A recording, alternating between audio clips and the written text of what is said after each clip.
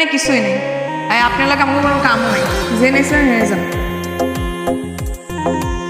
এটাই ভালো লাগছে রে, দেখছোস টাচ মোবাইল, হ্যাঁ কতদিন যে টাচ করে না।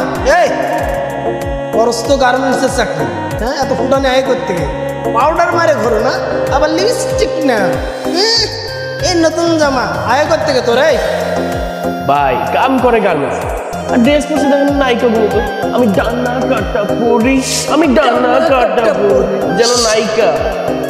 দুদিনের ভাবি সরি নায়িকা গার্মেন্টসে যেসব পোলাপাইন চাকরি করে সেগুলো সত্যিকার এক একটা নায়ক নায়িকা।